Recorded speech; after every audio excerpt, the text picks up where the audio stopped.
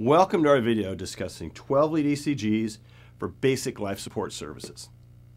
Let me take a minute to talk about the significance of a 12-lead ECG in the heart attack patient.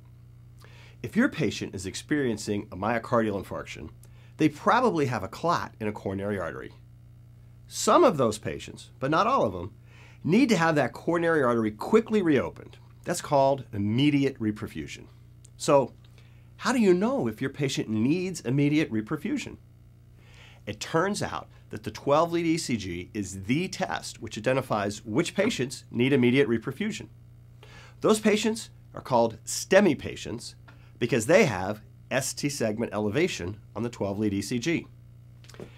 If you can obtain a 12-lead ECG and send it on for interpretation, you can help get those STEMI patients identified and treated earlier. That saves heart tissue. That saves lives. This small mobile 12-lead device provides first responders with a critical tool. You can now quickly capture a 12-lead ECG and send that information to care team members who can review the report to determine the most appropriate next steps. In this video, you will see that the device has been designed to help you capture and send a 12-lead simply and quickly. We will walk through the three main steps: skin preparation and lead placement, 12-lead acquisition, and then transmission. Since this device depends on a cellular connection to the internet, we'll also talk about what to do if the transmission does not go through. But before we dive into that, a couple of points about the device. When you receive it, it will already be in this protective bag with all of the cables attached. This bag serves to protect it from damage, so the device is not intended to be removed from the bag. Also, we recommend that you keep the 12-lead cable attached to the device so it is ready to go when you need it. Now, let's get started. Before positioning the electrodes, if a significant amount of hair is present over an electrode site, take a moment to use a razor or electric clipper to remove the hair. Once that is done, or if there was no hair, give the skin a quick, brisk rub with something mildly abrasive. An unsterile 4x4 works well. This helps to remove skin oils and dead cells, allowing the electrode gel to now penetrate better, thus reducing artifact. The 12-lead ECG is obtained from 10 electrodes, 4 on the limbs and 6 on the chest. First, we'll identify the proper landmarks for electrode placement. Once we have done that, we'll discuss how to find those landmarks. Proper electrode placement is very important. Here's an overview of the chest electrodes and their proper position. The starting point for the chest electrode placement is going to be the fourth intercostal space. So let's first describe how to find the fourth intercostal. One way to find the fourth intercostal space uses the sternal angle as a reference point. The sternal angle is located where the manubrium articulates with the body of the sternum. As the name implies, the two form an angle where they join. This angle can be best seen from a lateral perspective. Because of this sharp angle, this juncture is reasonably easy to palpate. To find the sternal angle, first locate the suprasternal notch. It's the obvious notch right at the top of the manubrium. From there, palpate down approximately 2 inches until you can feel the sternal angle.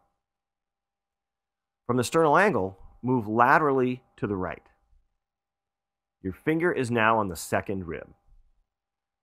Palpate down to the second, third, and fourth intercostal spaces.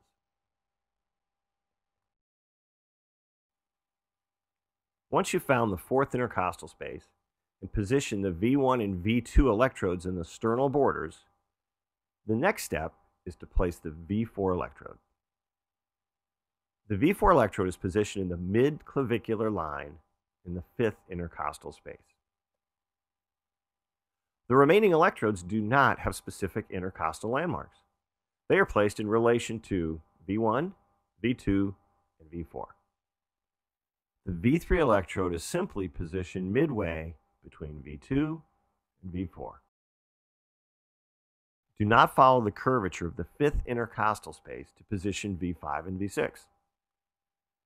Instead, the V5 and V6 electrodes are positioned on a horizontal plane with V4. V5 is placed in the anterior axillary line, V6 is placed in the mid-axillary line.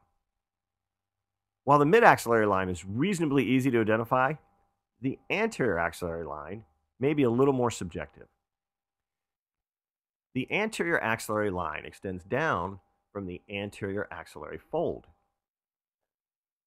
The anterior axillary fold is formed by the border of the pectoralis muscle. Another way of describing it is to say the anterior axillary fold is where the arm joins the chest. If despite your best efforts you are unable to locate the anterior axillary fold, then place V5 approximately halfway between V4 and V6. Another way to find the fourth intercostal space goes like this.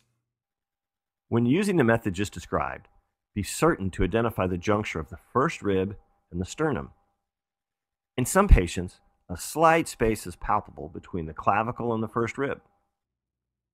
Now that you can identify the fourth intercostal, let's describe how the electrodes are positioned. Just so you know, the cables used here are the same cables that are used both by the LifePak 12 and the LifePak 15 monitor defibrillators. The arm electrodes can go anywhere between the shoulder and the wrist, but it's probably better to put them closer to the shoulder to reduce artifact. The leg electrodes can go anywhere from the hip to the ankles. Depending on how the patient is dressed, it's often easier to access it around the ankles. The 6 chest electrodes need to go in specific anatomic landmarks, as we've already discussed. V1 goes in the fourth intercostal space, just to the right of the sternum. V2 is in the fourth intercostal space, just to the left of the sternum. You skip V3 for a moment, and you go to V4. Mid-clavicular line, fifth intercostal. Now you come back and place V3 halfway in between V2 and V4. Okay, 2 more left. V5 and V6 are horizontally level with V4. V5 in the anterior axillary line, where your arm joins your chest, and V6 in the mid-axillary line, right underneath the armpit. Okay, let's recap. First, remove any hair if present and prep the skin. An unsterile 4x4 works great for this purpose. Position the limb electrodes. Find the fourth intercostal space. Position the chest electrodes. That's it. You see that we're using these white foam electrodes. We chose these for the video because they more clearly show the electrode position. If you have a different style of electrode, all of them are positioned exactly in the same place. Once the leads are connected, it is time to turn on the device. Do so by pushing the green power button. The initial screen you see provides you the lead views. You can use this to see whether or not any of your leads are noisy. If so, you can adjust the noisy lead. To acquire a 12-lead ECG, all you do is push the yellow 12-lead button. The device now allows you to quickly enter in patient information such as name, ID, age, and sex. Do so using the keyboard and the yellow buttons on the right-hand side corresponding to the up and down arrows. When complete, push save and then home. When the screen display is done, the 12-lead has been acquired. You can scroll through the leads by pushing the Leads button using the corresponding yellow button on the right-hand side. You can also view the interpretive statement by pushing the Interp button. Once you have acquired your 12-lead, you could transmit it to predefined sites. These sites correspond to hospitals that were set up during the implementation process. To transmit, simply push the Transmit button labeled XMT. The device automatically selects the default site for transmissions. In this case, the default site is named Evergreen. If that is correct, simply push the Send button. If it is not, then push Site to select another site. For this example, we're just going to use the default site. So, all we need to do is push Send. Once we do that, the device will transmit the information via its cellular connection to the LifeNet system and then to the hospital that corresponds to the site you selected.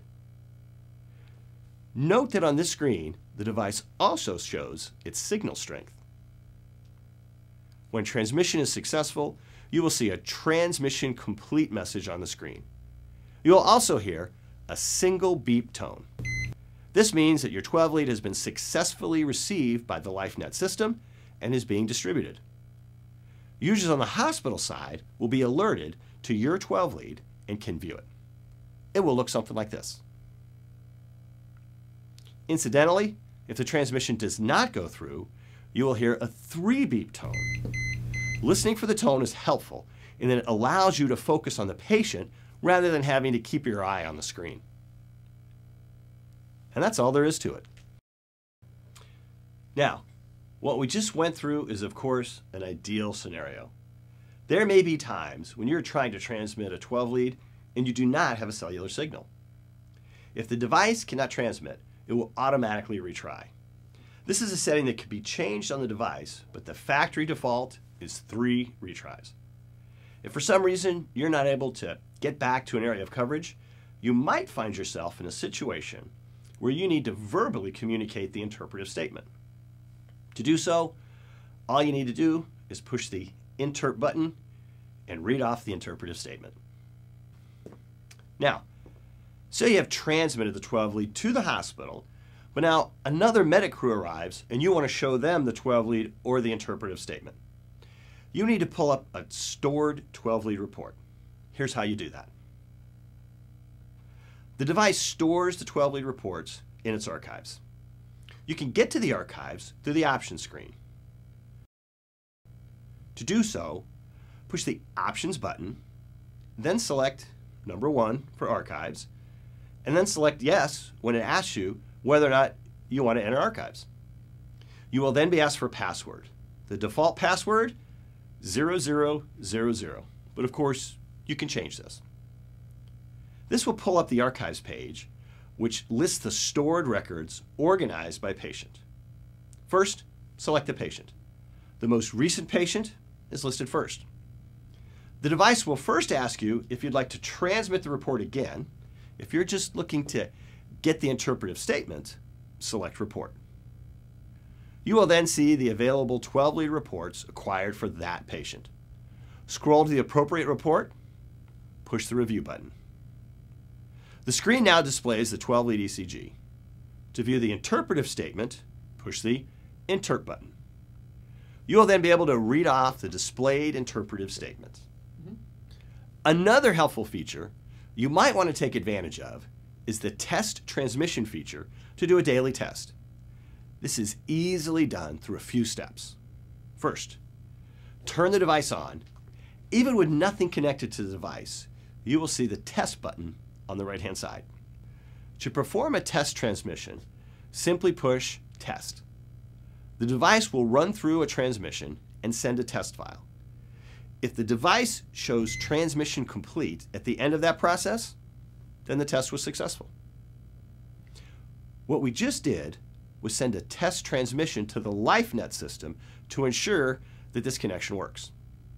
If your hospital wants to get a test transmission, you can go into Archives and transmit a test file. That's all there is to it.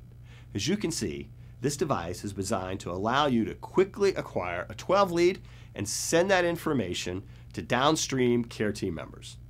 Now, we've also put some additional content on this DVD that you might find helpful. You'll find some tips on 12 lead placement, as well as some real-world tips on acquiring 12 lead ECGs. In addition, please also reference the user's manual for additional and more detailed information. Thank you very much.